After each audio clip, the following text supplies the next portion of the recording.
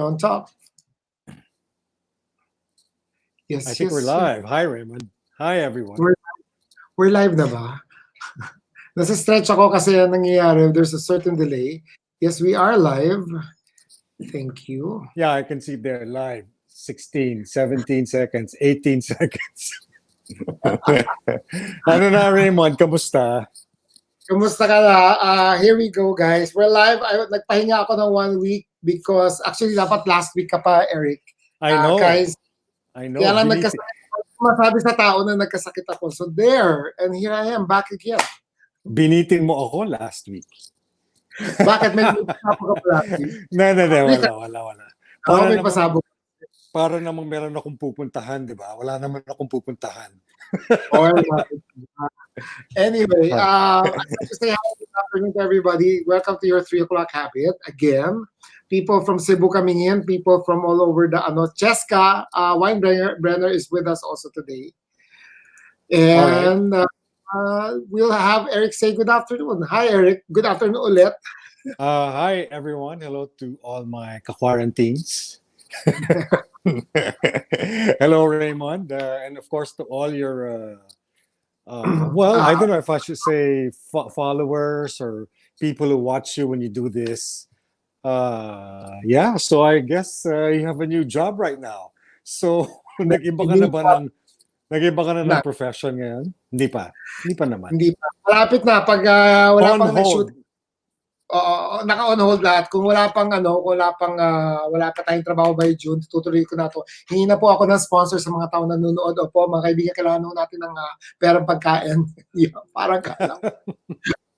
Teka muna, sabi mo shooting on hold. Actually, ang dami kong listahan sa'yo na since last week. Pero since minention mo na yung shooting, one of the reasons why I wanted to talk to you also last week is because nagkaroon ako ng dito memo or letter from a station. Sabi magsa-start na daw ng production shooting for both telenovela nila and mga commercial shoots na. I do kasi both video and stills also.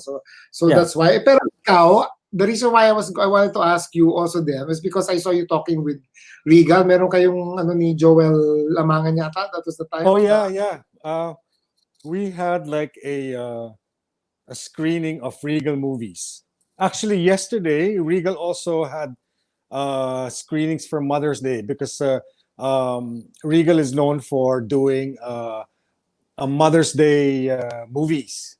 So correct. It's all about mothers. So yesterday, there were 4 movies that they showed about mothers. And one of them was also, again, a movie that I did with Regal called I Will Survive with Maricel, Dina Bonnevie, and Julian Santos. It was shown yesterday. For Mother's Day. Happy Mother's Day nga pala belated. So ngayon, Mother's Day pa rin sa Amerika, correct? I was just talking to my mother earlier and my sister. You know what, Raymond, ever since the quarantine started, every day, whenever I wake up in the morning, that's what I do. I call my mom. I talk to her because I want to know how she is, diba? I mean, my mom's not getting any younger, although my sister's there with her. But syempre, una sa lahat, I mean, there's really a lot of time for me to get in touch with them because I'm not that busy. Well, who's busy at these times, right? So. Oh, I'm not kidding. This is the busiest thing I've ever been. Now that you're doing this. Now that I'm doing this is one of those. Pero kanina gumising na ako maaga. Sabi ko, si Eric gigising ng 9 o'clock, which hindi alam ng mga tao, utang na loob, kahit quarantine, maaga pa rin gumising ng taong to. Is it true? I wake up at between 4 and 5:30 in the morning. 4:30 in the morning? Yeah. And whenever I wake up, I usually just, I drink my, the first thing I do in the morning kasi, I take my lemon juice and then my apple cider. I put it together, just add a little hot water, then I drink it. And then after that, after 15, 20 minutes, I drink my coffee and then I go to my veranda and I call my mom. So that has been my routine since March 14. Napakilang day na ba natin? This is the 58th day natin. Yeah, 58th day. Because I started my quarantine on the on the 14th. Wait, mas maaga So, kaysa kasi, one, it was a Sunday. 14 was a Sunday, so wala naman ako ibang gagawin. I didn't have to go anywhere. So that's why I started on the 14th. Yeah, the last person I saw was on the 13th was Malu Fernandez. I had lunch with her. oh, You know Malu Fernandez, right? Of course. for the longest time. Yan, I love her. I love her candor and her honesty. Actually, some people, ganun na nga. Ito na nga, si Yenny nanonood pa, malipas spelling ng Hey You Too. Hi You Too. Pero mali-type niya. Hi, you too. Hi. Hi, Ants. Sabi niya, hi You Too. Sabi ko, Yeah. Si Yenny din ang actually kausap ko din every day. So, wala kami ibang pinag-usapan kundi saan may masarap na pagkain, saan merong ganito, anong bagong balita, anong bagong gagawin, ano ngayon ang mga because we Yanni and I, we have like a PR firm called Public. So yeah. Na, yan, total nanonood ka. Kanina pa kita tinetext kasi gusto ko rin makichismis sa'yo. Pero tsaka na to, wag on live air natin sasabihin. Si Yenny yung maraming alam na chismis yan. O yan po mga guest natin, si Yenny po. Pero kahit hindi nyo kilala, maganda po ang chismis niya sa babae niya. Hi, Carla. Oh, my workout classmate is here. Yeah. Classmate saan yan? Sa workout. Sa gym. Parati kami magkasama. Parati kami nag-workout yan. Magkasabay kami parati. Nagkakasabay kami parati. Ako, hindi ka maka-workout. Hey, Wilma. Ayan, isa pang pasaway ko si Wilma Dazen. Kung nalaman niya mag-i-excited ngayon, excited, kahapon pa niya ako tinilig. Sabi ko, girl, Sunday pa lang, bukas pa yung kay Eric. Ay, gusto ko na siyang tanungin ng mga question. Sabi ko, sandali, pigil kaya. Yan ang taong kahit pawisan, mabango pa rin siya. Talaga, no? Oo nga. Pero sa mga taong hindi nakakaalam. Wilma. Yeah. Salamat, Wilma. Sa mga taong hindi nakakaalam, basically, Eric, correct me if I'm wrong. We're just going to go back to history lang ng konti. Okay. When you started, you weren't artista kagad diretso, di ba? No. I modeled first. I started modeling when I was 16. 16? But mostly mga commercials. I would go and do commercials, and then my very first work was it was a brand called Coca Line, and at the time, Reve. I also modeled for Reve. I was 16. That was the first time I modeled. I was 16, and then I was also 16 when Colecciones New York. Remember that store in Angela Arcade before, and they would have like shows all the time. So they asked me to. I was 16. They asked me to do that. So pagkatapos nun, wala lang. May mga people would inquire and all that, and then finally there was Tonette Martinez from Cinderella. I'm sure you know her. She used to work for Cinderella. Yeah. She used to work for Cinderella, and then she gave me a card of Archie Corteza. Archie, may rest in peace. Of course we know. Yeah. Gave me the card of Archie, and then Archie was somehow like talagang porsigido na. Tried calling me and all that, blah, blah, blah. And then that's how it started. And then from there, he introduced me to all the designers, and eventually I became like a model. Yeah.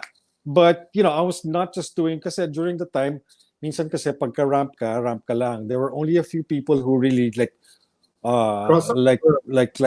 crossed over, like from doing commercials and editorials and like print ads and all that.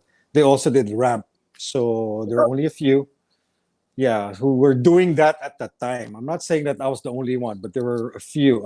And of course, one of them was Lea Rabago. We all know Lea Rabago was like the top model at the time. So, yun.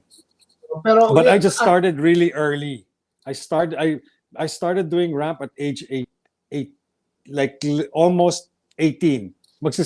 Around 17, late 17. Mga ganyan. And that's the time I was discovered. I was in first year college. For sure, So guys. yun. No, but Yeah. from there,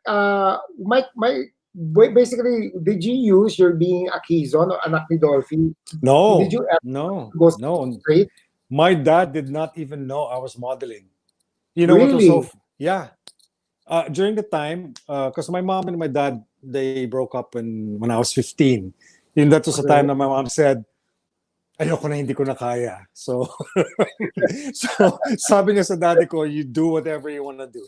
So, but somehow we would still see our dad every Sunday.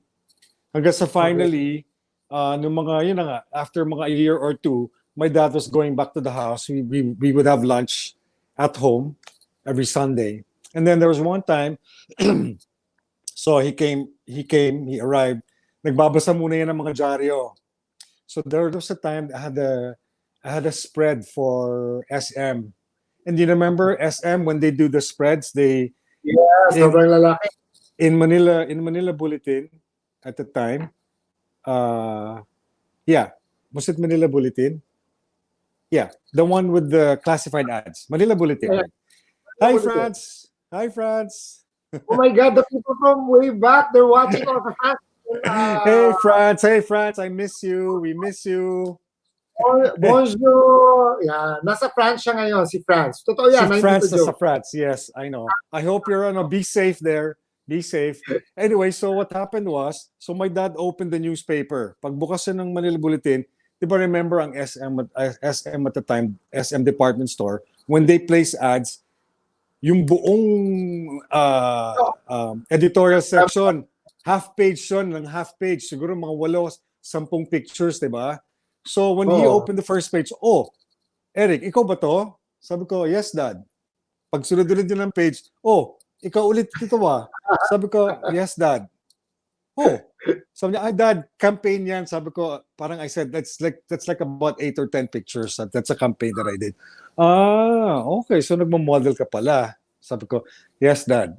So, anyway, pagkatapos nun, after lunch, we go into the den, the music room. That's where my dad watches TV after lunch. Ay, manunod yan ng whatever, either boxing or whatever's on during that day. Tapos, pag ganun niya, biglang pag ganun, paglabas, lumabas yung, I think it was like Rexona or one of the commercials na ginawa ko. Yeah. And then I said, ikaw ba yun? Sabi ko, yes, Dad, that's me. And then pagkatapos yun, after a while, lumabas na naman, isa na naman commercial, andun na naman ako. I can't remember what it was. I think it was, I don't know what it was, but it came out and it was like, ikaw ulit yun ah. Sabi ko, yes, panay na panay ang labas mo ha, sa dyaryo at saka sa TV. Sabi ko, yeah. So, then he realized that, I was modeling. And then, soon after that, that's how I got into the movie siguro. Parang, crossover. Doon nag-umpisa yung crossover. There was Richard Gomez was gonna do a movie with my dad. And then Richard was under contract with Mother. And then si Mother at saka si daddy ko, medyo nagkaroon sila ng away. Kumalit na away. So, Mother pulled out Richard from the movie. And then, enters Dolor Guevara. Tito Dolor at the time was working for my dad. Okay? She was a secretary in RVQ. She did work for my dad and Nes, Moreno. And then they were saying, sino kayang papalit natin? My dad was saying, sino kayang papalit natin kay Richard? Ganyan. And then, I was in the cover of Mr. and Miss magazine at the time. Right? I don't know why it was, but I was just like very visible at that time. I was on the cover of Mr. and Miss. I'm not sure if it was with Sarah Jane either was about Sarah to Jane or ask. either Sarah Jane, because I did so many Mr. and Miss covers. It's I remember. it was either with Sarah Jane or Tweety De Leon at the time, Correct. because that was 87 eh. And I think at the time Sarah Jane won for, I'm not sure if she won for Binibini to compete in Miss Universe. I don't know what year that was, but Tweety was competing for supermodels in Oh, 87. And correct. I joined the movies in 87. No, it happened in 86. That happened in that happened in 86 because my movie was shown You remember? February 1987. So Hindi, that's how galing it mo. started. I'm bad with dates. Yeah, because all I remember is I started modeling when I was 16. So that was because 87 is a year kasi that's same as because I was born 67 eh. So 87 I was 20 years old. 86 I was 19. And that was the time I moved into the movies eh. No, Because sinabi mo, 88 I remember 86 also was Body Shots. body shots na sumali ka rin, nakinuna rin kita doon. Body Shots, Wait, yeah.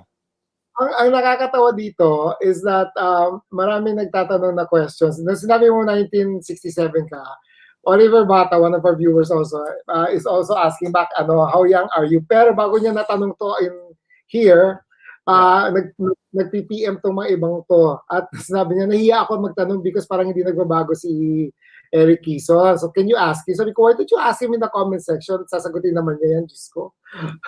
How old are you? Well, I'm 53. I never lied about my age. I'm 53 years old. So yeah, I think I'm just well, puti na lahat ang buhok ko. Lahat naman tayo ng buhok eh. Pati balbas ko. Alam mo, para si Raymond, nag-shave ako At nag-trim ako ng buhok sa ilong You know, one thing I noticed, okay, Raymond, when you get a little older, yun ang napansin ko yung buhok sa ilong parang ang bilis humaba. Parang di mo napapansin yun. Ako napapansin ko yun eh. Di ba, Wilma? Tama ka. So, yun. Wala, secret, I really don't have any. I'm just, well, I use Cetaphil. And I moisturize all the time. I'm a Cetaphil user ever since. So, yun talagang ginagamit ko sa mukha ko. And then, I just moisturize. I moisturize when I wake up and I moisturize before I go to sleep. Kasi, yun lang. Genetically naman, alam ko naman ever since Oy, Drew Arellano just messaged also, Body and Soul, my favorite sitcom. Jokes at the end. Thank you. Yeah, the knock-knock jokes. Our knock-knock jokes were very famous at that time. Well, you know what? I am so happy because the truth is, the viewers we have right here, right now, hindi ko mga kamag-anak ito. Organic ito. So, ibig sabihin talaga nanonood pala sila pag sinabing Eric Quizon yun nandun sa Anyway. Yes. But, I speaking of the past, I'm also thankful kasi kung naging barkada tayo in a way because we shot for Sona. Yeah. So, then on, the other part of the barkada was si Tonton Gutierrez. Tonton, yeah. Tonton. Rudolph. Rudolph Tinchay. Sino pa? Actually, pati sina Miguel, oh my God, what the family name? Si Superman. Superman. Yeah, Miguel Rodriguez. And then we used to go to your house in Ortigas and have party, remember? And have parties. Yes, remember? That was a time when I moved out. Yeah, and then even our house in Blue Ridge before, remember? It was like a party house. Remember all the PMAP parties? May mga PMA parties doon, yung mga caroling ng PMAP. Froy Manto. Hello, Direk Eric Quizon. Hey, Froy. Yes, I was your engineer, Roque, in Sahaya. Keep safe. I don't know what Sahaya is. Sahaya was a show I did for GMA. That was my last work as an actor before all of this happened. So it ended last October. Yeah. Okay. Wait, ikaw ba binalak mo ba na maging director ka? Yung progression ng evolution ng buhay mo, ganito talagang binalak mo? Or you were just riding the wave of what's happening right now? I think first because I was a reluctant actor. I mean, I was reluctant to join the movies.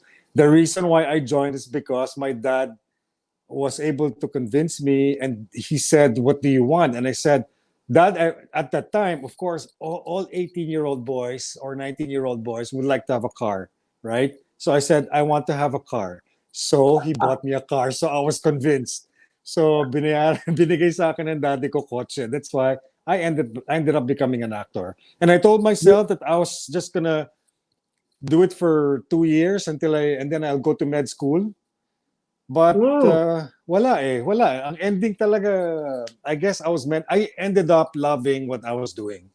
But Oh. eventually kasi then after that I started producing. I started producing my own movies. Parang with producing kasi parang you get to do projects that you want to do.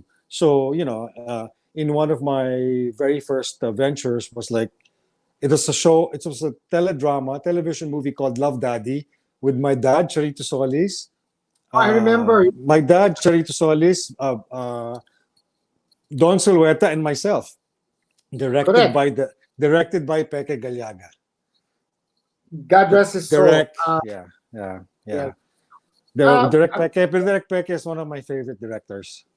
I was scared of him actually. Wait, I have a question. I hope you don't mind if He can we he can be scary, but the thing with him because he speaks his mind. If he likes you or if he doesn't like you, he will tell you.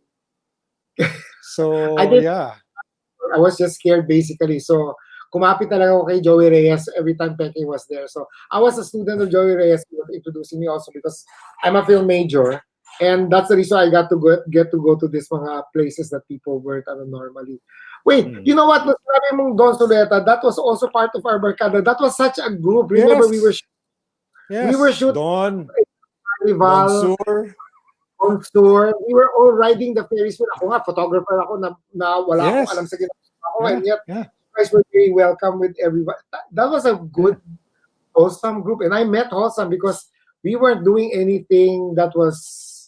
No, we were. We were so wholesome. In fact, parang Brat Pack ang ano nyo on the reverse version because when you guys were going out, I was so jealous because nga, puro beautiful people. Ikaw, si Don, si Leo Rabago, si Rudolph Yaptinchay, Tonton Gutierrez. And then ako yung pinakamaliit, mga buisit kayo kasi kayo lahat matatangkad, modelo kayo. But really, those were the things. In fact, I was so privileged, and I mean it. That's because ngayon lang tayo nagtalk. We haven't talked for a while. You yourself, you would bring me to places that I never imagined I would go to. For example, let's go simple. Ilocos. Remember, we did a shoot in. Vegan, yes, yeah. We were there for Holy Week, right? Yes, yeah. Yep. So that Holy Week, was tapos parang vacation at the same time, parang, so while we're at it, let's do a photo shoot, di ba? correct. And I remember before Raymond Raymond would always get me as a subject. Oh, ka mag-pictorial tayo, dali. Oh, kami naman post lang ng post during that time. Post lang ng post. Kayo yung una talagang in-experimento ako. I mean, also, you're the first person to made me discover Palawan. You remember Palawan? Yes, I was sure. yeah. Wala Actually, kayo, actually sa Palawan, kayo talaga yung ikaw talaga yung kinuwang photographer. Sumabit lang ako kasi gusto kong pumunta ng Palawan. Remember with sila D-Boy and sila Sumabit ka ba? Hindi request ng owner. Yes. Ikaw ang ni-request ng owner. Yeah, but they were getting you as the photographer. Sumama lang ako. Sabi ko, Eric, sama ka daw. Ganyan. Sabi ko, sure. Kaya pumunta ako, di ba? Sumama talaga ako. Hindi at naman kasama ako natin dun si sino na nga ba to? Are you talking about the Santan Queen? Yes. Yes. What's it? Amelia de la Cruz. Very good. Amelia, wherever you are, hi. We're talking to each other while doing badminton. Wait, I have to tell you also, because of you, and I will credit you for this, and I want people to know that my practice for shooting male figures are also basically credited kina Kais. Because, I didn't know what I was doing. I was very, with you guys. And then, ikaw unang mga nagpapakita ng mga ganyan. Uy, pahingi ako niyan. Pahingi Kaibigan, ako ng mga pictures yan. I will let you go closer to the, kikita mo yan? Yan po, see-through po yan. Binasaho namin. Yan po. Siya po yung unang artista model daring. na daring. Yung suot niya niya, I will reveal now na, now na medyo hindi ka na bata at wala ka na pinoprotect na wholesome image. Joke lang! Wala that time. I don't know if you remember this story. This is one of the funniest stories I've had with you, Julia Victoria. Sabi ko, see-through naman yan, wala namang makita, guys, tumalikod ka na lang sa camera, hindi ko naman gusto makita yung crotch mo sabi ko. O, suminasa natin. So, nung sinushoot ko, sabi ko, useless ka palang kunan ng hubad kasi para ka naka-underwear rin. Kung yung kasing puti mo, yung underwear na useless na. No, actually, Raymond, what happened there is that was actually a tan line. It looks like parang I was wearing a white underwear, pero actually, skin ko yon. Exactly, nakahugod ka rito. Kaya naman parang useless ito. If of course, pwede lang i-close up yung biyak ng puwet mo na nakikita, pero at hindi naman pwede, di ba? Pero tawa. We were shooting, sabi namin, guys, mag-underwear ka na lang kasi useless na ginagawa. Baliktad, ikaw lang yung first model na gisama. Sige, mag-underwear ka na lang kasi parang useless itong ginagawa natin. Para ka pa rin naka-underwear sa puti ng kasi naman we were, that was like what? We were on our like probably 4th day at ang linis pa ng Boracay noon. Remember? No, we were in Shangri-La, wala pang Shangri-La. We were there? We were there, we shot there. Pero wala pang Shangri-La noon. Wala pang Shangri-La. Yeah. Malinis na malinis ang Boracay. Boracay was so clean. Talagang parang it was, basta sobrang linis. Walang masyadong tao. I mean, there were people, pero parang hindi ka mukha ngayon. Which we will go in another interview pagdating dyan. Pero did you see my announcement when I posted yesterday and today? Sabi ko, the actor, the model, the director, and the good son. But meron bang the good son? Parang hindi ko yata nakita yung the good son. Nabasa, sabi ko, shit, sana hindi niya mabasa, mako-conscious to. But, honestly, you're one of those people, I may not talk or with you guys too much kasi nahihiya ako during that time kasi you're rubbing elbows with the artistas. Artista na bigla kayo ni na Tonton, kayo ni na Don. So, I'm invited to your parties. I'm like, I feel like, who am I coming out of nowhere? Then suddenly you welcome me in your group. So I'm like, I was more conscious than anything. But you were very down to earth. You were, in fact, every time you talk to your mom, nakikinig ako, which you don't. Doon ako sabi ko, shit, talagang tumatawag siya sa nanay niya. And it's a regular thing that you do. And I admire you for that. And then I'm like, that's when I learned all these things. Don't take things for granted because no matter how far your mom was, kasi nasa America na yata by a certain point, you were still calling long distance. Ang mahal ng long distance nung araw. Yeah, so I was spending like, grabe yung, at the time, ang mahal ng long distance at the time. So, yeah. That's why kilala kita. Eric, regards kay Ronnie. Tell him to be safe from Eric Padilla. I don't know. Okay, I will tell my brother. But I think he's fine. I was just talking to him a while ago.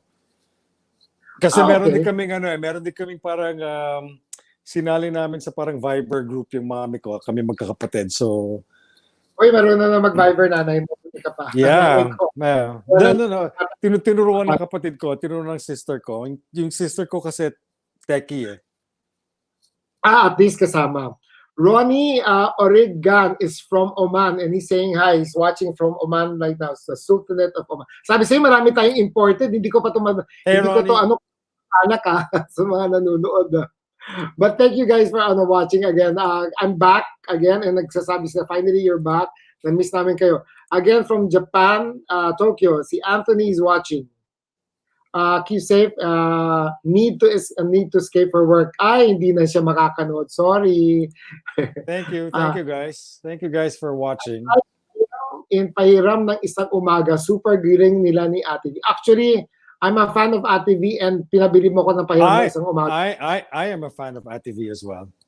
I'm a Vilmanian, so yeah. Hey, we're moving Yeah. tayo. Sana wala na Yeah. tayo Nuranya. Pero wala na ho yun. Old school na ho yun. So, Hindi, hindi na tapos tayo. na yun. Of course, we respect Ate Guy also, and she is, for me, well, He's there's only one superstar.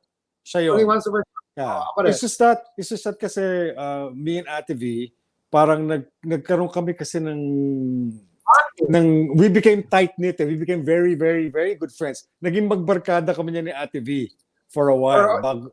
Yeah. So, Wait guys, after the yes. quarantine, of course, ako rin, naging kabarkada ko na rin lately si Ate V ko. Nag-ano yan, we love game nights, matutuwa ka sa bagong game namin na sali ka one time, tatawagan ka namin ha. I love that. Remember when we used to play Pictionary before? Yes. Oh my God. Diba? We don't remember, we don't go out. If ever we go to like a friend's house, like one of the designers or one of our friends, and what we do is we just like play Pictionary. Yeah, I remember I didn't even drink at the time. I didn't smoke, nothing. Didn't smoke. Yeah. It was only when we started going out, like doing the yung mga faces, yung mga yan. That's the time I started drinking and I started smoking. So, but anyway. So, but those were fun times. Those were fun times. Hello, Marcos from Switzerland. Pido, ang tawag sa'yo.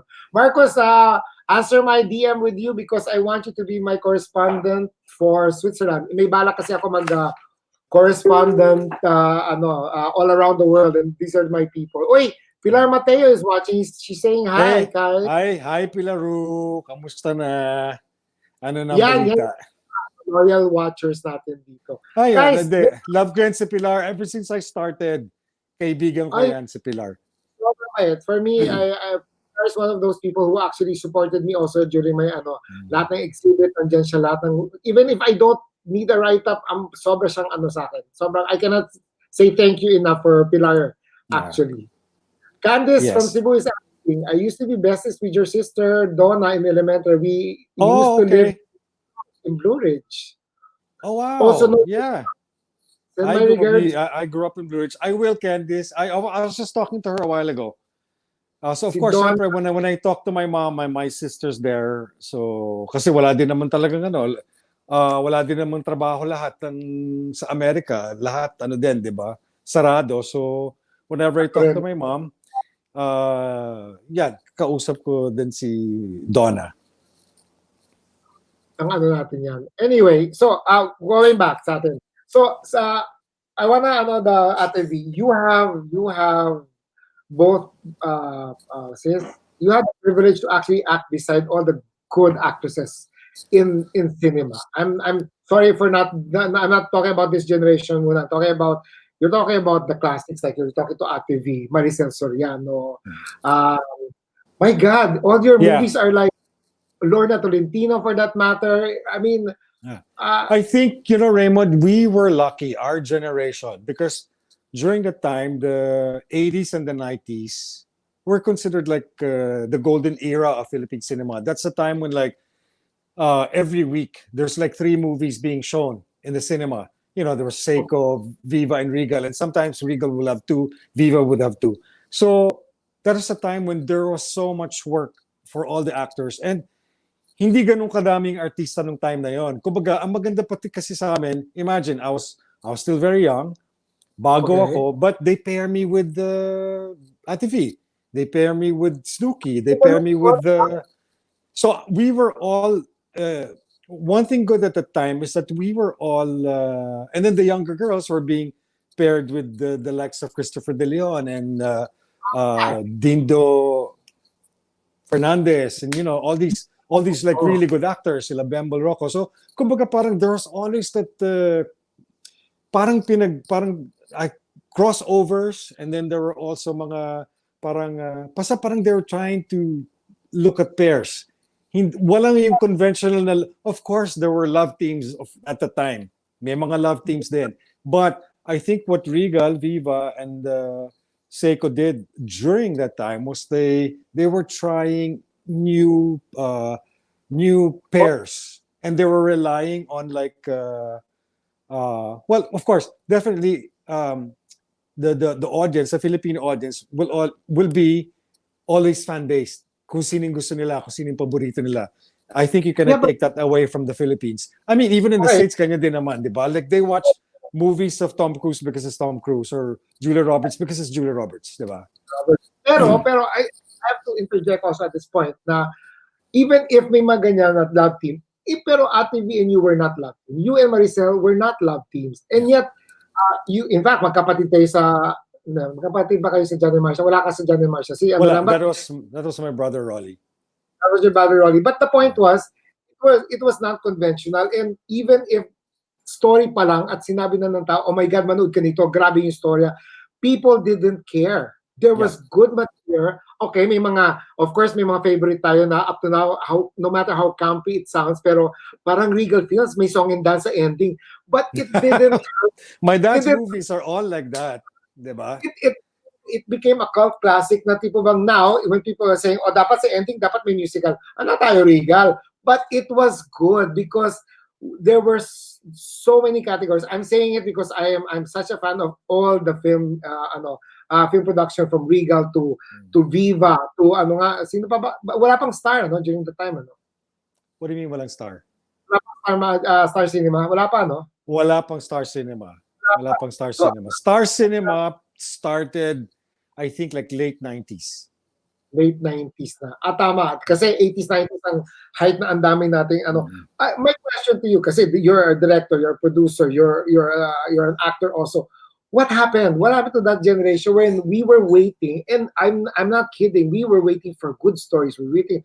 No offense to the filmmakers today, pero I kind of miss that. I kind of miss good stories that you can go and not be ashamed to go enter and watch. Now parang you don't know what to expect kung niloloko ka ng script o maganda lang ang trailer. I'm being straightforward here. I think the one thing that changed really is the landscape of television. Kasi remember, during the time, soap operas were just like in the afternoon or before the news. Diba? And then eventually, ang nangyari, nawala na lahat yung ibang shows eh. So naging na talaga lahat. Naging they're all telenovelas. Okay. Which in a way is also good because there's so much work for a lot of people. However, for me, it was somehow the demise of the big production companies. Because remember before, we were not television stars. We were movie stars. The Regal stars, the Viva stars. We were all movie stars. Nobody was a television star. During that time, when you're a television star, they relegate you to like parang pang TV lang yan. Although there were a few who were doing well, like Ate Guy. Then my dad was doing his regular show. And then there was what were the other movies? But kasi yun lang talaga yung naalala ko na talagang. But however, television was always used as a venue to promote your movie. So you know that a lot of people watch television, diba? And then plus the fact that I think the success also of these actors, well, the superstars like my dad. Nora Honor, it's because the fans have a venue to see them on a regular basis. That's why they're doing well. But if you notice, most of the drama shows and all that, you hardly use mga movie stars. Pag-guess, kunwari kukunin isang malaking movie star, lalagay doon, di ba? Tapos sasamahan mo ng mga ibang mga talents or bit players or whatever, mga ganyan. So usually ganun lang. And then eventually it came to a point when television just became so big remember there was a time that there were so many, all of them were doing variety shows. Alma Moreno, Nora Honor, Sharon Cuneta, Snooki, Sana ko, diba? Lea Salon. Vilma, Maricel Soriano, they all had a variety show. And then you guest there, you sing, you dance, you do like a few skits here and there. Nagkaroon ng ganon, di ba? Nagkaroon ng ganon. And I did my very first time my very first television show, regular television show, was Loveliness. I was Alma Moreno's co-host. Si Loveliness, ang Yeah, kanyang famous Loveliness. Yeah, the top 10, 'di ba? Then top 10, then si Nes muna nakabalot hanggang sa ang ending nakatanggal na siya. But of course, that was a big hit. That became a #1 show for a while. Loveliness was basta hindi nawawala sa top 5 yung Loveliness during that time. That was 1987 when ABS started again. I mean, nung nagbalik ang ABS. Pero thank you, Ronnie. Ronnie Gang, you have made 3 unforgettable movies with Ate V. Ibulong mo sa Yes, Diyos. ibulong mo sa Diyos. And Nahamakin na. You know what? They're Hahamakin na all, lahat. yes. I don't think it will be fair. Yeah, and not just that, Raymond. I mean, these are directed by really good directors. Elwood Perez, ibulong mo sa Diyos. Yes. And then Ismael Bernal is Pahiram na Isang Umaga, and hahamakin lahat is Lino Broca. I was directed by some of the best directors that in the Philippine industry ever had. So I'm blessed. I'm blessed to be able to work with so many good directors. So, yun. You know what? Remember, may mga television stars also that crossed over to the movies. Remember how Flor de Luna, si Judy Janice de Ann. Belen. Yeah, Or Judy Ann, Janice. Yeah. Ako nga, Janice nga, kasi nga because of Peke again, all these movies that started coming out, even when she started in TV, ano pa rin siya. She was able to make a movie with Peke in mga tatlo yata yun, di ba? Tianak was one of them. Also. Wow. Thank you for people. I will always say hi to you, Marisa. Bayan, good to see you po, Sir Eric Quizon. We have viewers from Batangas. Hi, Marisa. We have viewers from Batangas, Oman, France, Italy, Dubai, New York. Oh, I didn't know New York was tuned in also today. And Cebu. Ang ganda, di ba? Puro imported tapos and Cebu. Aba, remember, ang Cebu, exotic yan sa maraming tao. Exotic. Cebu's a beautiful place. Remember Enya's song? From Yes. Peru to Cebu. Ihira natin yun. Wait, see, I have a question na ilagay sa comment section kasi nahiya sila magtanong. Have you ever had an embarrassing moment in front of the camera? Palpak in acting. I'm reading it, palpak ang acting or napahiya ka because you were too young or you didn't know any better in your past as an actor? As an actor, well, first of all, may pagkabulol ako. So pagka hindi ko nakuha ng first take, usually what I do is I prepare. I rehearse. Gusto ko kasi yung take 1 maganda. Pero the moment na ulit ko na siya, that's the time nagkakamali ako parate. So embarrassing is there's so many, but they're not really embarrassing. Okay. One embarrassing thing talaga na hindi ko makakalimutan is this happened in Cebu. Okay. I was doing this cooking show. Okay. And there was ang sponsor namin was these kitchen, the kitchen places, parang kitchen counters and drawers. What do you call that? Parang ganon. So parang it's a kitchen showcase. So yun yung sponsor namin, dun kami nagluluto.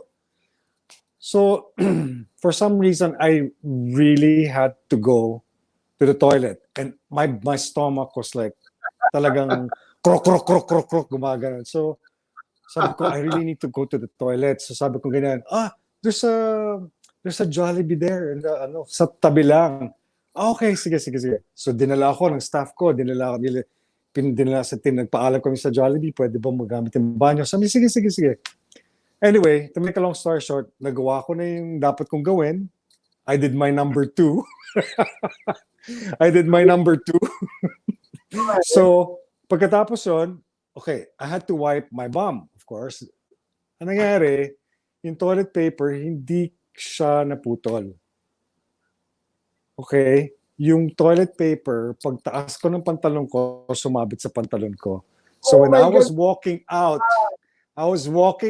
of the toilet of Jollibee and Ayala Mall, I had a toilet paper tailing me for like probably 40 feet.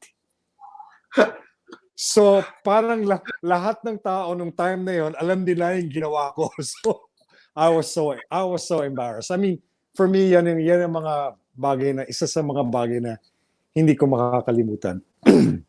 But there are also moments, like for example, like, I'll give you 2 examples. It was 4 in the morning, kami ni Aiko yung magka-eksena, death scene ko, and then kami ni Aiko, syempre parang nagtatawanan kami, ganyan. Biglang sinabi ng director is, I won't mention the director's name anymore.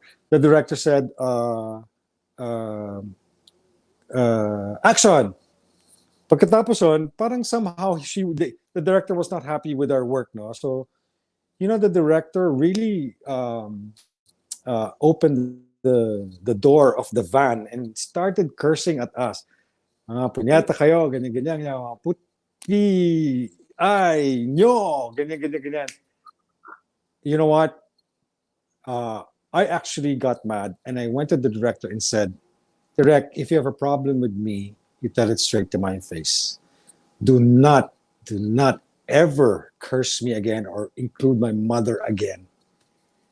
And then he apologized. But I was so taken aback because like ang sa akin kasi, kung hindi ko ginagawa yung trabaho ko, sabihan mo kami. Huwag mo kumurahin, wala naman akong ginawang masama, di ba? So anyway, that was one. The other one, okay, is Peke. Because in this movie of ours, meron akong ginawang pelikula, Isang Araw Walang Diyos, which is the original title of Kwak. I actually posted this in my thing. I saw it. Hindi talaga ako kasali sa pelikula, but since I was a new contract star of Regal, that was in 88, yeah. And nag-contract star ako with Regal 88. So, of course, mother was like, sama mo si Eric dito. And of course, star-studded yan. Richard Gomez, Alice Dixon, Eddie Manzano, Janice de Belen, star-studded yung na yan. So anyway, so anong nangyari was parang at the time I haven't worked with Peke yet, but they started production already. And Peke kasi pag gumagawa yan ng pelikula, nag-workshop yung lahat. Hindi ako nakasali sa workshop. So syempre, parang I'm sure in the back of Peke's head was like, si mother talaga. Mother cornered him and said, you have to put him. So I got one of these roles. No? It was Private Abner Bagtas. Yan. Yan yung role ko. So wala nangyari. Basta nangyari parang sinuotan ako ng army costume. First day, shooting na kami kaagad. That same night, they had to shoot kasi yun nakaschedule I'm sure at the time, I felt siguro kasi parang I think what happened was parang may tinanggal si Peke na artista na in favor of me. Hindi ko alam kung sino, pero parang gano'n. So I really felt na parang, sabi kong gano'n, baka I might have, So, I've stepped on somebody's, or, because of me, natanggalan ng trabaho yung isang tao, parang gano'n, di ba? So anyway, we were doing the torture scene. So, I felt na parang, parang syempre bago ako, nag-umpisa na sila na, nung movie, hindi ako kasali. So, all of a sudden, biglang yung character ko lumabas na. So pagkatapos kinukunin yung torture scene, may eksena na parang hinahampas yung shin ko, yung mga shin, anong alulod. Ang sakit nun, di ba? So sabi ko ganun, okay, we'll do the master shot, we'll do this. So sabi ko, can I have 1 minute? at first parang, so I started, you know, parang wino-workshop ko yung sarili ko, minomotivate ko yung sarili ko. Then I let out a one big scream, and then I heard Peke say, "Tama na yan, we're running out of time. Let's do this. 5, 4, action." So I did the scene. And then pagkatapos yun, Peke went, so ako talaga parang, shit, we did it. I was waiting for a take 2. Sabi ko, baka kailangan ba ng take 2? Wala akong nadidinig na reaction. Walang nothing eh. Kasi usually, minsan pag good work, may mga ganyan, di ba? It was quiet. Hindi ako makaalis dun sa banana tree kasi nakatali ako eh. Baka mamaya pag sinabi ko, alis muna ako, biglang kailangan na naman ako, itatali na naman ako, uulitin na naman. So sabi ko, hindi na ako alis dito. Sabi ko, no, I'm okay. Dito na lang ako. I'll stay here. Parang hanggang sa matapos yung scene. Hindi ako maalis talaga. Nasa bundok kami. And then Peke came to me. Nakidinig ko yung footsteps si Peke. Parang yan. Nandig mo na siya sa akin. Then I said something parang, was that okay? Do you want me to do another one? And he goes, no, you don't have to do that. That was good. And then he said, I'm glad I'm glad I got you to be up there, Bagtas. So that was after that, naging Peke baby ako niyan. Parang ang daming movies ko na ginawa with Peke. And then there was of course yung Shake, Rattle and Roll with Janice and Tito Eddie and Isabel Granada. May she rest in peace also. And then I also did this movie with Aiko, 13, where I played the bad guy. I was dressed in a clown. Na ang problema sa akin ni Peke, Eric, you're so tense. Mag-tai chi ka. Alam mo, nagpunta talaga ako sa Luneta. Nagta-tai chi ako ng umaga. Kasi yun ang homework ko yun ang binigay na homework sa akin ni Peke, mag-tai chi ka. You go to Luneta and do tai chi. So pumunta ako talaga ng Luneta, kinokopya ko yung mga nagta-tai chi doon. Tai chi. Kasi sabi ni Peke, yung upper body ko daw, hindi coordinated sa lower body ko. Sabi ko, ha? Sabi ko talaga, meron bang mga ganun? So, syempre, bago pa lang ako ng time na yan. And then I understood what he meant. Na parang, kailangan lahat ng movement mo coordinated. When you move your hands, kailangan coordinated din yan sa buong katawan mo. And then, so I learned so much from all these directors. So, and I feel like I'm really, really blessed. That's why eventually, Peke was one of the directors na made me decide to go and direct. That's why I went to school. So sabi ko, yeah. So kasi nagpo-produce na ako eh. Nagpo-produce na ako. And I said, sabi ko, you know, I was just so fascinated like with how in making movies and how everything is done. And I just wanted to be part of that process. Sabi ko, kaya kong gawin to. Kaya kong gawin yung ginagawa nila Peke, nila Lino Brock. But of course, I'm just inspired by these people. I can never compare myself to these masters. And we can never be too thankful. I mean, we cannot stop being thankful for all the things that they contributed to our lives. I mean, honestly, Peke alone contributed to the way of thinking, the way movies being shot. And we have to credit people and wait, there's also one film that this guy, Willie Cabrera was saying, Eric Easton is very credible in Pusumamo with Albert Padilla. I always feature that film in film theory class, which means, really, teacher ka pala sa com arts or something. But that's one of my favorite movies also, because it was how do I put it? During the time, actors were afraid to tackle gay roles because baka ma-stereotype sila eventually. But you were so good, ni Albert, that it really didn't matter. And you know how good it was? You suspended people's belief. And I'm saying this because I'm also a fan and I studied this in film. Is that if you lose the character, if you lose the name of Eric Quizon and Albert Martinez on screen, and you just see these two new characters, you are successful in delivering as an actor the character of the story. And you guys actually kayong tatlo. I mean, I can't see the film without Lorna or without Albert or I don't even know how they can even think of remaking something like that without the three of you involved, because it was such a beautiful movie na tatawa ka, iiyak ka. And I remember when I was watching, sabi ko, puta naman, pinapatawa mo ako, tapos papaiyakin mo na naman ako, tapos papatawa. It was, who wrote this nga pala? I forgot. Okay, You this remember? is written by Ricky Lee. This is a Oh, Ricky Lee written script. Anyway, this is what happened. Okay, I was line producing for Viva at the time. okay. And Direct Joel and I were talking, and Direct Joel was like, Eric, I really have a project for you. Sabi niya, it's Puso Mamon. And then since I was line producing it, he gave me the script. When I read this, sabi ko, wow, Direct, this is really good. Sabi ko, this is a really, really good script. Of course, Ricky Lee. Diba? So anyway, and then we ended up like casting. And then, nung nagka-casting na kami, of course, Lorna Tolentino is my favorite actress. Hi, LT. Ever since I was I had the biggest crush on LT. So Okay. for me, LT was like the actress for me during the time when I was growing up. And ano yan, si LT, parati yan, pagka nakikita kami niyan, parati ako nakatingin sa kanya, starstruck ako talaga kay LT. Kasi alam mo naman kung gaano di ba? Ang ganda ni Miss Lorna Tolentino, di ba? Ibang klase. So, parati ako nakatitig sa kanya. And then, of course, I think nasabi ko so many times na sino favorite actress ko. Ang nasabi ko nga was Lorna Tolentino. So pag nakakita niya ako, parang sabi niya, bakit ganyan ka makatitig sa akin? But eventually, LT and I became very good friends. We became very good friends, no? So pagkatapos nun, ang nangyari was, so we casted LT.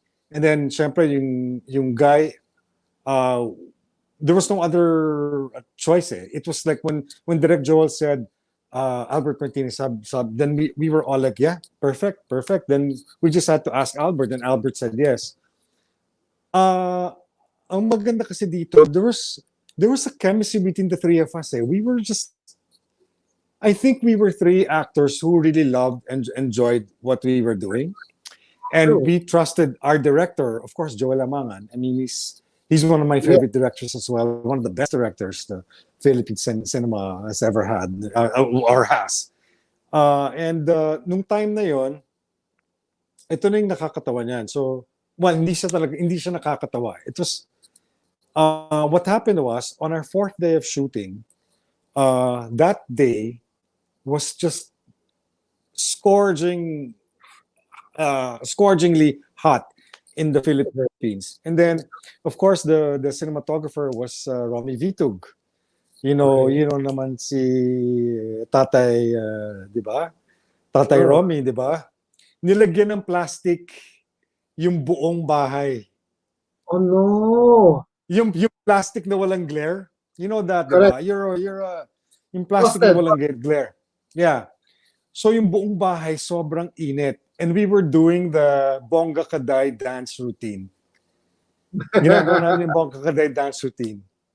So at the same time, si Tita Dolor nagpadala ng binagoongan, her famous binagoongan. Isang kaldero, si Direk Joel, yun ang kinain niya ng lunch, merienda, at saka dinner. Okay? After dinner, imagine, sobrang init, tas may binagoongan, di ba? O pagkatapos yun, ginawa namin I think we shot the love scene. Yung love scene namin ni Albert. Okay. Pagkatapos nun, so pack up kami mga 1 o'clock or 2 o'clock. That was the 4th day of shooting. Pagkatapos nun, I got a call at 4 a.m. in the morning. Si Direk Joel was brought to the hospital because he had a heart attack. Oh no. So I was like, oh my God. I mean, of course, siyempre, inisip ko muna si Direk Joel. Siyempre, in the same breath, inisip ko na parang ano mangyayari sa pelikula. Diba? So anyway, the following day, I went to see Joel and I said, Direk, sabi ko ganyan, who do you think, can you do this? Do you want me to wait? Do you want us to wait for you? No, sabi ni Eric, I cannot. You cannot wait for me. May may deadline tayo. Kailangan natin masubmit to sa Viva and all that. Sabi niyo, so who do you want to replace you? isa lang ang taong pwedeng pumalit sa akin. And at the time, I was directing already. Ikaw lang yan. Sabi ko ganun, bakit ako? Sabi ko, direct, ayoko, I wanna concentrate on my acting. Hindi, walang ibang pwedeng gumawa niyan kundi ikaw. So, syempre, my director in his sick bed, you know, he was passing the baton to me na parang, tuloy mo yan. Ikaw lang ang pwede, di ba? So ako naman parang, okay, sabi ko, sige. Then I spoke to Albert and LT. Sabi ko, guys, sabi ko, you have to help me. Sabi ko ganyan. So I'm gonna continue, but you have to help me. And Lorna and LT and Albert were just like, game, guys, gawin natin to. Anuhin natin to. So, Trooper naman oh yeah, trooper yung dalawa na yun. So yung proseso namin, bago ko mag-take, tinatanong ko sila, ganito gagawin natin. And I was so happy that yung trust na binigay nila kay Direk Joel, binigay nila sa akin. And from this day on, that was not my first movie, but I think that was like my second directorial job. Yeah, second directorial job.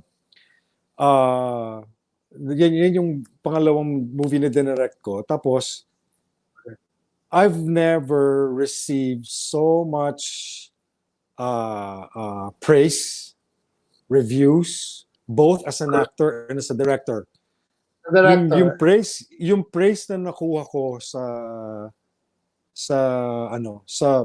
lahat ng tao na nakapanood, all the newspapers, you know, ang feeling ko lang talaga, Raymond, parang this can be like pwedeng doon ako mag-end ng career ko kasi sobra talaga. I've never received so much praise, both as an actor and as a director, and that paved a lot of ways for me as a director as well. And then come what do you call this, award season. So I was nominated, the movie Puso Mamon was nominated for best movie, best actor, best director. So I was nominated twice, but of course sa lahat ng yon talo ako kasi at that time ang kalaban ko was Jose Rizal by Marilo Diaz-Abaya, with the Cesar Montano. Mahirap labanan yon for a movie na for a heartwarming simple movie like ours compared to that kind of movie. Syempre parang we fell short. So but I don't mind losing to Jose Rizal and to Cesar Montano. I mean, you know, the Jose Rizal was a good movie, and Cesar Montano is a great actor. Ang maganda lang dyan kasi this particular movie also, Puso Mamon, was sent to the film festivals abroad, like Toronto. Imagine me, for a new director, for a newbie, goes to Toronto and present my movies. I was like, parang wow, you know. And that movie went to so many film festivals. And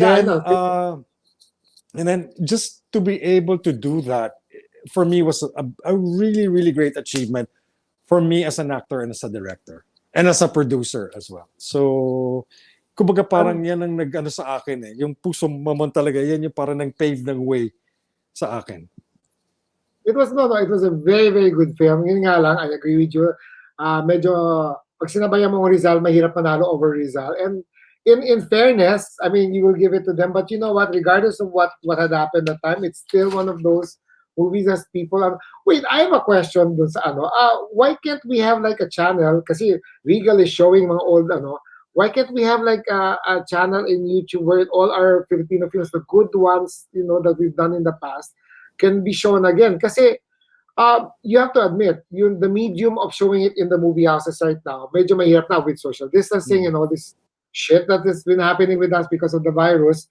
But this will be another good thing for filmmakers, actors, because Puso Mamon alone is an acting coup for both of you guys. It's a directing coup for you. It's a writing coup for, you know, all of this good, you know, seldom do you get a good ingredient of everything mixed together in one movie.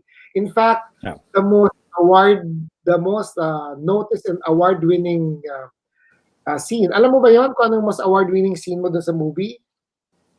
What? Hindi mo alam? Which one? Oh my God, this scene I was like the talked about. toilet paper. No. This scene was talked about from Paris to Belgium to the US. Little Mermaid. Yeah. Oo. Buti nga hindi kami na ano ng copyrights yun, ano? God, Diba? pero we were it. I'm not kidding. This is not no joke. You're watching your scene, and the scene is both tearful because it breaks you down, and then you were making people laugh at the same time. That's one shit hard thing to do. Laughing and crying at the same time. Seldom do movies do. You know yun, sasabay ka ng iyak at ano, parang gusto mo batiin tuloy yung script. Tama na, niloloko nyo na kami. It's a roller coaster of emotion and I'm saying this because you're my friend, so I'm Yeah. biased. But No, thank you. But the thing is kasi, what we were able to achieve in that movie kasi, it was something real. It was real friendship, which I have with Albert and LT. And then it's also that parang the love for what we do. And it just all came in so naturally. Kumbaga parang we were having fun, we were being silly, but at the same time, we were being true.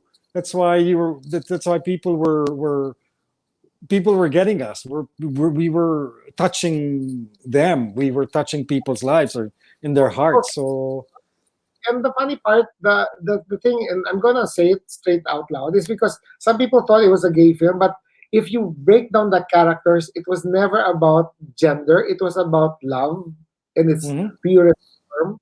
It was about human interaction and connection. It was beautiful in kaya nga sabi ko dapat ipalabas yun. Kaya lang that's under Viva. Kausapin natin si Boss Vic. Boss No, Vic, because you're not actually, Raymond, they're showing it in PBO. There's one time I think it was shown. PBO is like the cable channel of Viva. Sometimes I understand. they show the movies there. Ang ano din kasi dyan, syempre, may mga rights yan eh, mga television rights, cable rights, kung saan mo. So, Wala. yeah, may ganun yan. Kaya, sometimes you see movies for a period of time being shown in Cinema One or like some other Regal movies being shown in other platforms. Kasi meron yung period ng time na Here then. Oo pinapalabas nga. yung mga pelikula na gano'n. So may mga gano'n yan. Sabi nga ni Pilar Mateo, bago parang nagka-hit ang Husband's Lover, meron ng Pusong Mamon. Thank you, Pilar. But Oh you know yeah, what? yeah. I would credit Sis Kais and Albert because now even the young actors who are not afraid to portray a more gay roles, talagang parang sa kanila, okay, let's do this. It's challenging. We have to make it more real. Wala na yung stereotype na ano. I mean, your dad did the comedy part, the stereotypical from Falayfay. Wow! Oh my Pacifica God, Falayfay, yeah. Yes. which I enjoyed as a kid. And then, pagdating naman ng movie ninyo, yun sa War, oh my God, Markova. Yeah, oh, Markova. beautiful. I'm like, isa pa Directed yun. by Gil Portes. So, ang dami. Of course, one of the world famous Gil Portes. Ang mga pelikula Ang ni Direk Gil parati nagpupunta yan sa mga festivals eh. dami. And that was one movie, that was one movie also that went to a lot of film festivals. I'll give another trivia. We were in Toronto Film Festival. That was September. Okay. And then we were on our way to New York for a few days. When we got to the airport in Toronto, we couldn't take the flight because we were like, why? Why can't we take the flight? Oh, you don't know what's happening, and they pointed the TV, and it was 9/11. Oh no, naabutan kayo Yeah, doon. nabuta kami doon. But so Epi and I got stuck for another week in Toronto kasi usually kasi ang festival 2 weeks yan eh, mga 2 weeks depende sa ano. But Toronto was 2 weeks. And during the time, Markova was screened like the earlier days. No. This was a time of American Beauty. American Beauty ang parang ang American Beauty yung parang I'm not sure but American Beauty was showing the time and I saw Kevin Spacey and Annette Benning. I was like, wow, and I'm with these stars. So, parang gano'n. And then ending, manood pa kayo, marami pa kayong stars na makikita. We saw Heather Graham, Monica Bellucci. So Epi Uy, and I, of course, we were, parang we didn't know what was gonna happen. So, of course, kaming dalawa talaga, tawag kami sa daddy ko, Dad, we're stuck here. And then my dad was like, okay, sige, papadala ko kayo ng pera. So, pinadala kami ng pera. Kasi because we weren't asking for money, pero he just said, okay, papadala ko kayo ng pera. So, pinadala kami ng pera. Anyway, so, yun, Epi and I just ended up enjoying the rest of the festival. And then, pagkatapos na nangyari, I went na to LA to see my mom. And then si Epi went to New York and stayed in New York for a while. okay. After 9/11. So, Yan yung naalala ko sa tatay mo. Ay, wait, I've had so much experience in your family, like si Dorothy, I would shoot. pagka pictorial, ikaw parating pinapahanap, no? Yung Sabi boys, ko nga, Dad, we shot. marami na ba ibang photographers, no? Dahil ako lang. Ano Dahil paborito ka ng daddy ko. sabi ng tatay mo, anak, marami nga ibang photographer, pero libre tayo kay mo. So, utang na loob ka na kumontra.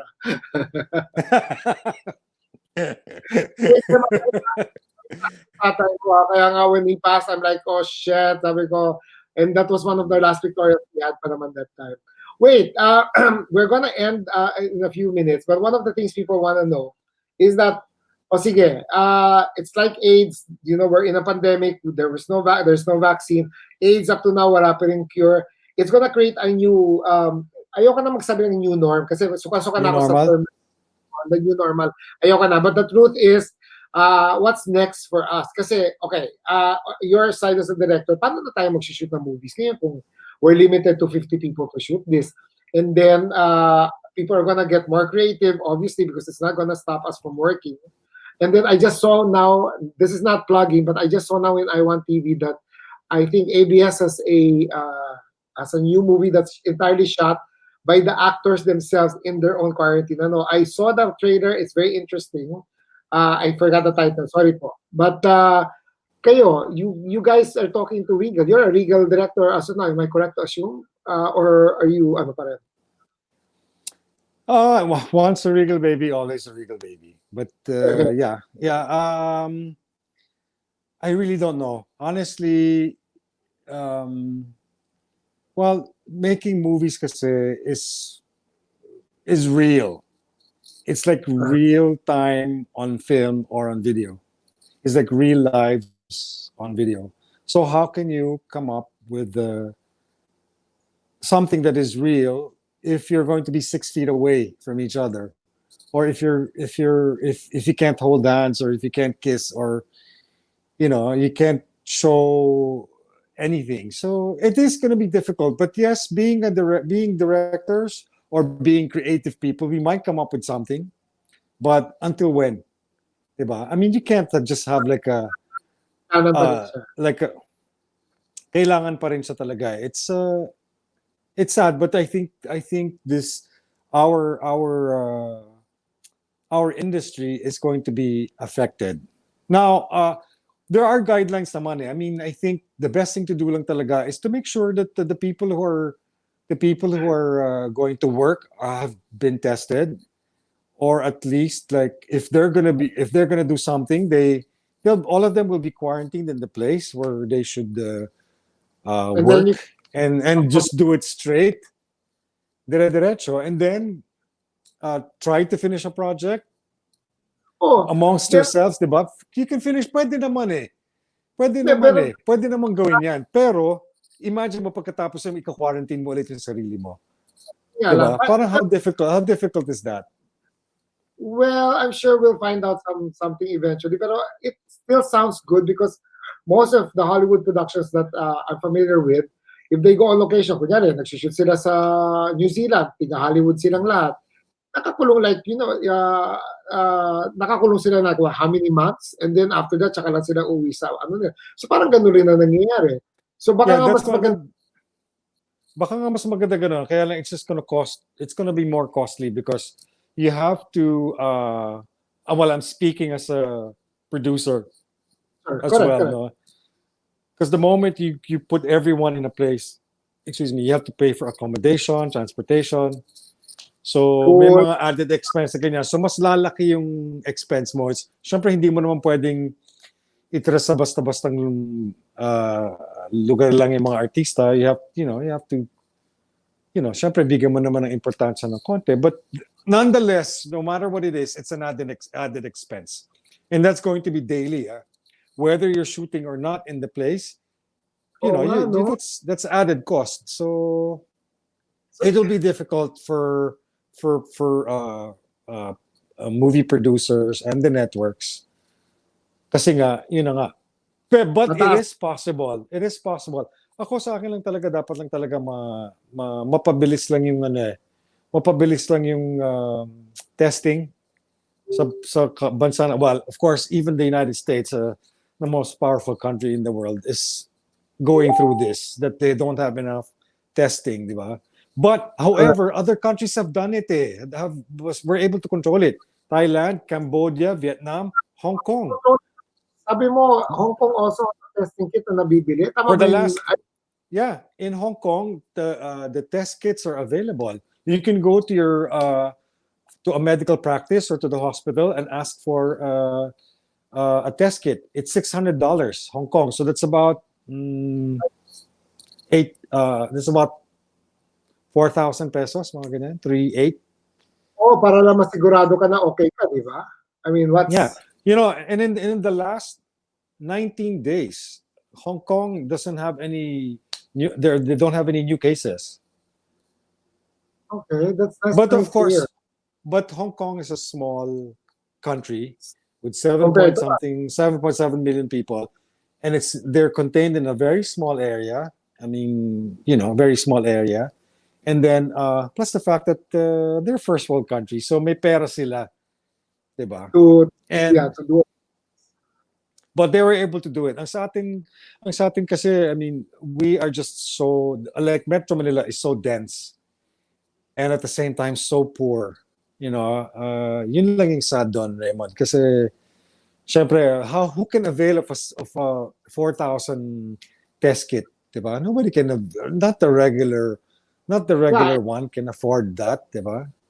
Kasi kung kunyari, 4 kayo sa pamilya, so that's 20,000. It is already, ang taas ng ano mo doon. Yeah. Anyway. So, that's the only thing. I mean, it's sad, but we're gonna get there, but slowly. Sana lang mas mapabilis ng konti. And ang hirap lang talaga because we are a third, even if we are, doing well economically and whatever, we're still considered a very poor country. So, yun lang ang sad doon. But I don't know how we can do it. But I'm sure we will. I'm sure we'll find a way around all of this shit. Wait, we have to say again, hi to the people watching. Olga Villanueva, Hipolito, Eugene, Jojo Toral, Daffy Morales, hi Doc, nanonood ka pala, Bettina Aspiliaga. Hi Bettina, hi Jojo, hi everyone. Guys, if we don't greet you and you make a comment in the comment section, we can actually feature it sa baba where we guys are talking. Kasi hindi naman po pwede naman mag-greet lahat ng tao kasi ni Eric, so pasensya na po kayo. No, and right now kasi I'm not seeing I only see the top. Hindi nyo nakikita lahat. Ako yung nagmamaniobra ng yung comments niyo na nakikita. And then but to everyone who's joined us, thank you very much. At sana nag-enjoy kayo sa aming diskusyon. One of our followers from Vienna, si Mitzi, is also into that. Mitzi, thank you for being always with us. Hi, Mitzi. Thank you po. Hi, Mitzi. Abinyante. Yan po. Eric, thank you. I cannot say thank you enough for pag pinagbigyan mo ako kahit one week late na tayo. Joke lang. Yeah. Well, you know, Raymond, I mean, whenever we're together, there's never a dull moment. Diba? I mean, parating we always have like something to talk about. So, yun. And it's nice to reminisce of the past. I mean, yeah.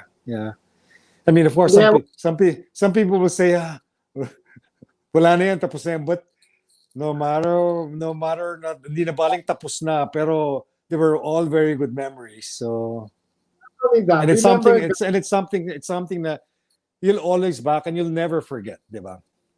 and it's not only that. Guys, remember all the things that older people did in the past. It's sabi nga ng nanay ko, wisdom of the youth. When we were younger, kami ni Eric, we would value what older people say. Sina Peke would teach us. I was under Lino Broca. I was under Joey Reyes. Up to now, I value all the things that they've done to my life. It's part of my upbringing. It's part of who we are right now. In fact, I think it's also our generation. I think at the time I think we were the ones that were eager to learn and eager to like. We were we're becoming adventurous because that was a time when everything was all doors are opening to us as young adults. So Yeah. that was a time when like everything's being offered, traveling, Oo. all the work, diba? So there were so many opportunities at the time for us, and kumbaga parang during that time, I guess we were just like, well, maybe the part of the reason why we were also drawn together, because we were all achievers. We were all like, You were we were ambitious people, I guess. So maybe you put it that way. I mean, I'm not saying that the new generation is different. It's just that I just think that the new generation right now, they're more laid back. They're more relaxed. They're parang I see people right now. Well, no. I think this is a good thing. I think this is a good thing. They're so confident that they will be able to get there or achieve something. They're just so laid back na parang kaya ko yan. Well, maybe because I think they got smarter at a younger age, or they got smarter because everything is there for them to learn. I mean, we didn't have internet before. We had nothing. We had to go to the library to like do research. Now everything is just at the tip of their fingers. Yeah, that's why kids now are smarter definitely than our kids now are smarter than us, than our generation. I mean, it's not because I'm not saying that we were bobo. It's just that I think the generation now learned earlier kesa sa atin. Kasi sa atin, parang nung bata tayo, parati, hindi pwede mong malaman yan. Bawal yan sa inyo. Hindi ka pwedeng ganito. Hindi ka pwedeng ganyan. Di ba? But now, kids are like, they can see everything. They know everything. Yeah, they even tell me, Tito, no, you're wrong. And I'm like, huh? Why? And I'm like, oh. Then I realize I'm wrong. So they're really smart. The kids now are so smart. They're so smart. Yun lang inaano ko, that because they're so smart, they become so laid back. So hindi lang kamukha ng sa atin kasi everything was like everything was like opening to us eh. Kaya tayo parang, sige gang, gawin natin to. Let's do this. Punta tayo dito. You were like that eh. Now parang the access, everything is so accessible now. During our time, hindi. That's why we were seeking access. Now everything is accessible. Eh. Before we were seeking access. Eh. I don't know if I'm making sense, but yeah. It do make sense, but as much as we want this, baka mag-part 2 na tayo na dito because medyo na-extend na tayo na masyado. But thank you, Eric. I will say goodbye. Can you say something to the thank you nurses and the doctors are watching you right now? To the what? Sorry, you got nurses and doctors. Marami silang nanonood sa iyo ngayon. Yes, to our frontliners. Well, I salute all of you for being so brave. I actually one time a frontliner, a nurse. I posted a picture of me having a haircut at home because Raymond, alam mo naman yung buhok ko, 'di ba? Parang kinkinitis yan dito, parang mons pubis yan. Parang pubic hair yung buhok ko dito, 'di ba? Not dito sa front, medyo soft curls, pero here you know my hair. Imbis na humaba pa ganito, yung buko mahaba pa ganyan, papalapad. So anyway, so I posted, when I posted that, I apologized to I apologized to everyone, and now I'm apologizing to the frontliners for doing that because the nurse said, you know what, I'm a frontliner, and I hope you don't encourage this because people might follow you. So sabi ko talaga, okay, but I already posted it. So yun, I mean, one, I apologize for what I did, but I really just had to have my hair cut. And I promised I was practicing social distance. Well, he was he was near me, but I made sure that I just made sure that June, my stylist, he washed his hands. I even gave him gargle. I told him to gargle, even when we were wearing masks. So anyway, I'd like to apologize for doing that. I mean, I didn't mean to do it. I should not have posted it, but nonetheless, I already did, and I apologize for doing that. However, I think we, all our patients and all the people who have like acquired the virus are blessed to have like people like you taking good care of them. And please, sana God, I just hope that they gain strength. I pray to God that God give them more strength to help us in battling COVID-19. Doc Morales, so stay safe. You. Yes, thank you. And he's watching. Ito, I put him on the screen. Daffy Morales is the doctor. Thank you for Daffy. this. In fact, he was worried about my voice. Na wala daw yung voice ko. That's why wala akong show for 1 week last week. But I'm back, guys. Wala kayong choice. Makikinig kayo sa akin. Eric, don't go. We're just gonna say goodbye. Thank you guys for watching. And for those na hindi ko nabati again, don't worry. We will please leave your comment. Oh my God, Nadia Montenegro is also watching. Hi, Nadia. Kasi naman kayo, hindi kayo nagko-comment. Mga stalker lang kayo. But thank you guys. Tomorrow, we'll have Agot Isidro, and para magandang ending natin ngayon hapon na to, I will tell you again and show you this picture. Wala ho siyang suot na underwear sa sobrang puti ng yan po. That's a very flimsy cotton jammies. Parang pajama yan, nakatsa, di ba? Parang ganun. Pinasa ko, dinikit-dikit ko sa'yo kasi sabi ko kailangan makita ng tao sexy. Ito po ang last memory this afternoon. Hanggang pag-ipan ko, mamayang gabi, yan po. Those were the days. At ang next pictorial namin, magaganyan daw si Eric Quizon ulit. So, with that, bye. And have a good weekend ahead. All right. Bye. Bye-bye. Bye.